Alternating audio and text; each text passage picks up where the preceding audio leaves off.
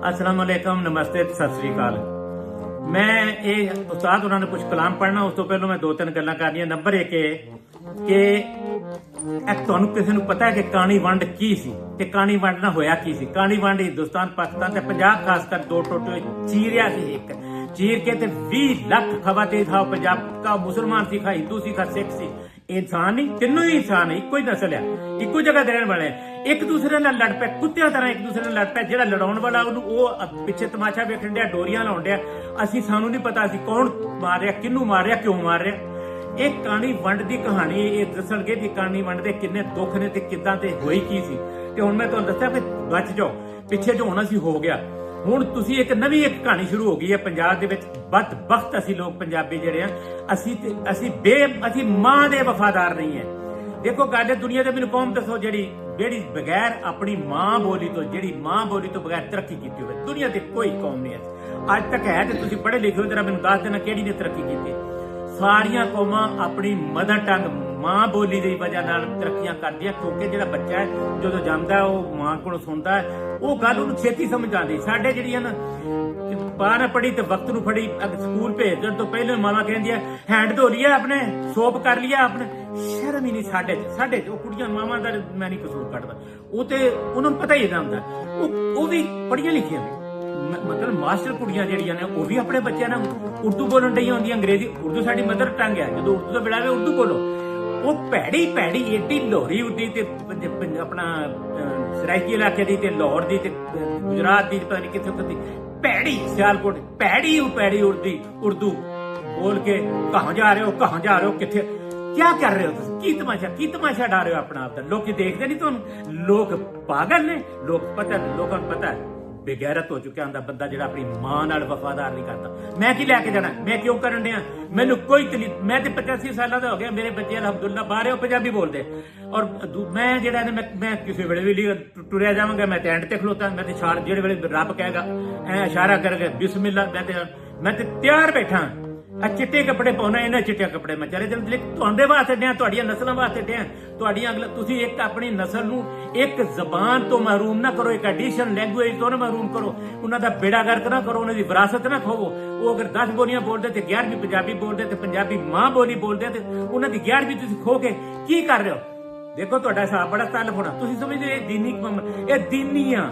ਜਦੋਂ ਤੁਸੀਂ ਆਪਣੀ ਔਲਾਦ ਨੂੰ ਉਹਦੇ ਜਾਇਜ਼ ਹੱਕ ਤੋਂ ਮਹਿਰੂਮ ਕਰ ਦਿਓਗੇ, ਫਰਕ ਕਰ ਦਿਓਗੇ, ਉਹਨੂੰ ਗੁਲਾਮ ਬਣਾ ਦਿਓਗੇ, ਉਹਦੀ ਜ਼ਹਿਨੀਅਤ ਚ ਪਾ ਦਿਓਗੇ ਕਿ ਤੂੰ ਅੰਗਰੇਜ਼ੀ ਚ ਗੱਲ ਕਰੇਗਾ ਤੇ ਤੂੰ ਉੱਤੇ ਜਾਣਾ, ਤੂੰ ਅੰਗਰੇਜ਼ੀ ਕਰੇਗਾ ਤਾਂ ਕਰਨਾ। ਅੰਗਰੇਜ਼ੀ ਤੇ 2% ਦੀ ਜ਼ਬਾਨ ਹੈ, ਫੌਰਨ ਆ ਜਾਂਦੀ ਹੈ।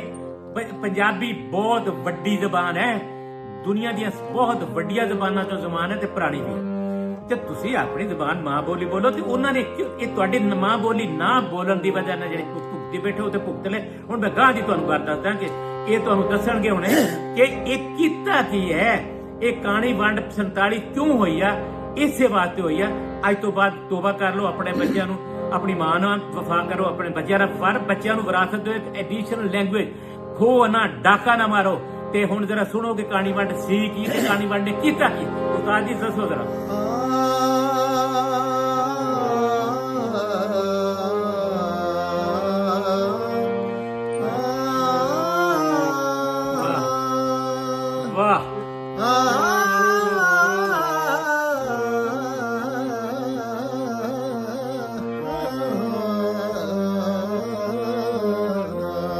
वाह वाह वाह वाह।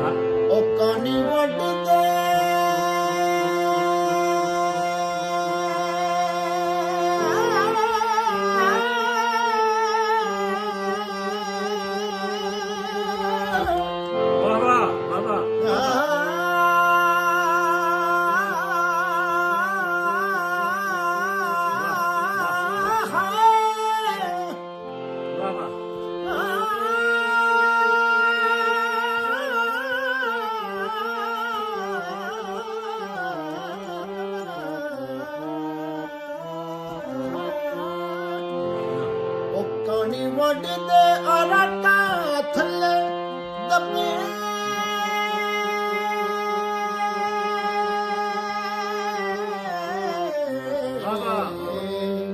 ਹਾੜੇ ਅੱਜ ਫੇਰ ਉਗ